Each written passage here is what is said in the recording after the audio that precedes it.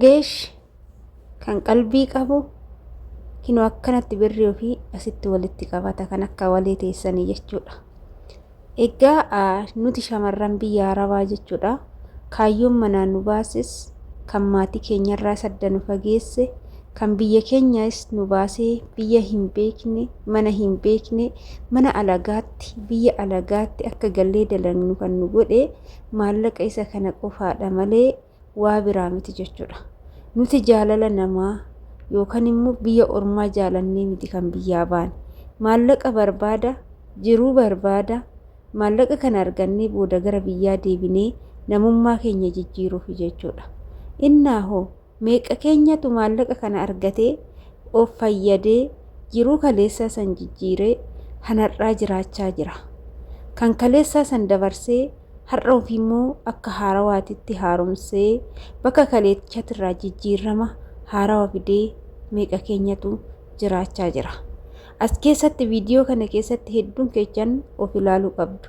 Gaafa nuti hojjennee siraatan baatii keenya gunne madaaminis maallaqa keenya mindaa keenya harkatti nuu kennu jechuudha.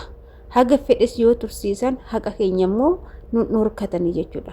Seeran yoo jiraanne jenne isaanuu yoo haqa keenya seeran nu kennuu baatanii seerri immoo giddii isaanirraa nu fuudhaa jechuudha. Egaa nagaan hin daganne ashama harka fuune kabajamtootaaf daawwattoota hordoftoota keenya nageenyi koo kan jaalalaa fi kabajaa bakkaa fi lafa jirtan isiniif haa baay'atu. Anis obboleettiin keessan bakkaa fi lafa jirutti waaqayyoof galannaa ga'u nagaa fayyaa kootidha. Egaa jiruu koo guutuu namummaa kootiin eegalee maqaan koo dabalatamee uffanni koo narraa ba'ee kan uffachuu malle kan jiruu kootiin malle kan dirri koo uffachuu malle natti gadi diramee maqaan koo inni bareedaan kan maatiin koo naa baase narraa ka'ee maqaan biraa nattas dhufee shaqqaalaa yookaan kaddaaman ta'e. Kaddaamaa ta'uun koo guyyaa tokkollee na qaanichee yookaan na salphisee hin beeku. Kaddaamaa ta'uun koo na kabachiise. Kaddaamaa ta'uun koo akka mul'adhu na taasise. My name is Kaddaamaa Walee jettanii yoo na yaamtanis itti hin qaana'u. Hojjetanii argachuu fi maqaa kaddaamaan jedhamuun nama hin qaanechu.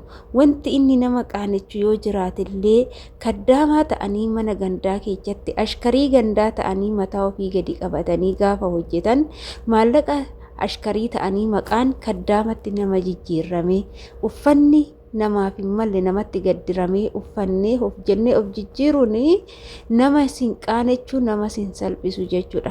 Wanti inni nama qaanechus kan nama salphisus maali jennee yoo ilaalle gaafa kaddaamaa taanee gola madaamii keessa hojjennee uffanni nuuf hin malle nutti gadi diramee uffannee gaafa dalagnu san maallaqa kaddaama jedhamnee namaa gadi taanee maqaa isa kana nurra kaawwamee finne kana fuunee isa tokko dhagaarra taa'ee firiizii maratee maallaqni akkamitti akka dhufu kan hin beekne jiruun akkamitti akka hojjetamtu kan hin beekne ol fuunee gaafa gillasabii tokkotti gadi naqne gaafa san maqaa kaddaamatiin qaana'uu qabna kan kaddaamaa taanee gillasabii tokko maallaqa erginu.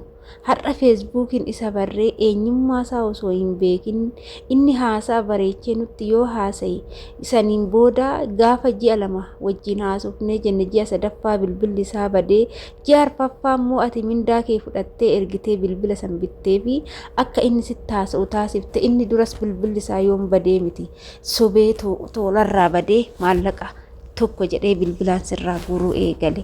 Gaafa san kaddaamaa ta'uu keetti qaana'i malee kaddaamaa taatee of hojjettee maatii kee jijjiirtee bakka kaleessanii isaan kaastee ofii keetii of jijjiirtee bakka kaleessanii kaatee eenyummaa kee jijjiirtee akka mul'attu yoo of goose ati kaddaamaa yoo taatillee of koorsi dafqaan bultuu kan waan namaa hin tunne kan waan namaatti hin dabarre kan waan keetiin jiraattu jechuudha. Kaddaamaa ta'uun safuu miti. Kaddaamaa ta'uun salphoo miti. Inni nama salphisu inni safuudha jedhamu osoo fayyaa qaban taa'anii kan namaa nyaachuu osoo fayyaa qaban kaan jedhanii sobanii osoo hin dhimamin dhimame jedhanii maallaqa namaa nyaachuu osoo fayyaa qaban birrii shamarranii warroonni tokko tokko attaallalanirraa nyaatan isatu safuudha malee hojjetatanii dafqa ofiitiin jiruu ofii jijjiiruun cibbuu sin qabu salphina sin qabu jechuudha ana walee biratti jechuudha. Innaa kana yoon siniin jedhu shamarran keenya baay'een maallaqa dhabneeti miti. Madaan maallaqa nu dhoggatteeti miti. Baay'een keenya biyya Arabaatitti waggaa dheeraa hojjennee anaan dabalatee gaafa asii gallee ni rakkannaa rakkoo keessa buuna. Maaliif sinitti fakkaata? Maallaqni nuti baasnu yeroo herreega keessa hin galchinu. Namni tokko dhufee qarshii 5,000 naa liqeechee ji'a har'aasiif han deebisaa qarshii 10,000 naa liqeechee yoo jenne 5,000 10,000 kun gizee namaa dabarsinee kenninu birri xiqqishuu nutti fakkaata sababa sharafni biyyaa guddateen. Garuu birri xiqqaan kun gaafa baasaa deemnu herreega isaa nuti hin beeknu. Gaafa maallaqa 5,000 10,000 baafne kana gatteenyee herreennu garuu maallaqa nuti ji'a ji'aan fudhannu guutumaan guututti nu harkaa haxaa deemti jechuudha. Kanaafuu jechuudha namni tokko dura of ta'ee nama ta'uu danda'a. Shamarran biyya Arabaa si jammar jechuudha. Maallaqni keenya gamaa gamana deemuu baatee bakka takkatti baasuu dhiisne maatii keenya gatii nu faana dadhabaniif maallaqa ji'a 3 isaanii arjoomne kan irraa hafe kan waggaa tokkootii fi ji'a 9 osoo ofii keenya godhanne dhugaan sinitti waggaa 2 keessatti lafa keenya bitannee mana keenya ijaarrannee nama biyyatti deebi'uu dandeenyu waggaa 3 yoo hojjenne gahaa ture. Garuu maallaqni nuti biyya ormaa ni teenya malee ni dalagna malee karoora hin qabu jechuudha. Nama dhufee nutti taasa'ee fi nama argine ergaa oolla waan ta'eef karooraan dalagnee jiruu keenya jijjiiraa kan hin jirre shamarran kumaatamatu lakkaawama jechuudha. Innaa kanaafuu amma dogongora keenya kaleechaa san akka barumsatti fudhanne isa biyyaa nu baase isa maatii keenyarraa nu fageeche isa maqaa kaddaamaa nurra teechise kan isa uffata kee nuuf hin malle nutti uffise isa kana of jijjiiruu fi har'arraan qalbii keenya jijjiirrachuu qabna jechuudha. Isa kaleechaa san akka muuxannootitti ilaallee isa har'aa kana garuu jijjiirramuuf yoo of ilaallee dammaqnee sa'aatii kanarraa kaane ammas immoo nuti hin bariine jechuudha.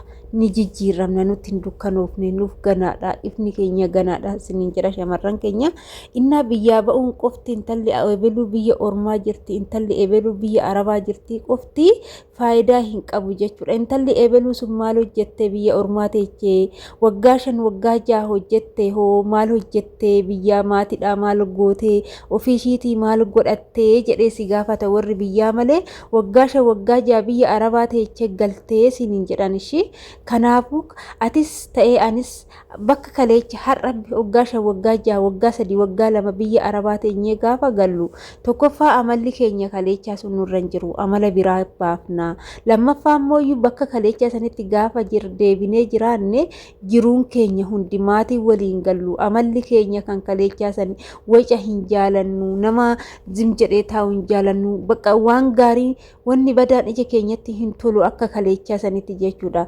Kanaafuu ni dubbanna gaafa dubbannee jenne isaan biyya keechaa immoo shamarri biyya Arabaa maraattudha waanuma hunda lolti gaafa siin jedhan sammuun keessi tuqama kan caalu osoo fayyaa qabdu immoo isaan gaafa hamilee kee haala kanaa si tuqan ni maraatta jechuudha. Obboleettii koo of ilaali jechuudha. Jiruu kee bakka kaleechaa sanitti deebisuu osoo hin taane jijjiirramtee galuuf of ilaali siniin jechuun affeerraa kootidha. Innaa maallaqa baatiidhaan argannu keessaa 5,000 6,000 10,000 namaa keechaa baasuu osoo hin taane ofii keenya jennee qorra dandamannee qorra biyya Arabaa kan akka baradootitti nama gubu kan akka cabbiin gaafa roobee cabbii keecha gaafa deeman agam akka nama gubu hin beektu qorrisaa qorra cabbii odoon roobiin qorrisaa akka cabbiitti bee cabbiin lafa guutee isa keessa jiraannee dalagannee gaafa oo'i dhufellee akka nama ibidda keessatti affeellameetti qaamni keenya dafqaan nu balchaatee uffanne nurratti gadi qabatee nutti maxxanee nu gubee haala saniin dalagannee finnee namaa jennee jiraachuu osoo hin taane ofii keenya jennee waaqa keenya gaditti jechuudha. Wanta waaqa arjoomuu qabnu arjoomne kan irraa hafe garuu ofii keenya ittiin jiraachuu qabna jechuudha.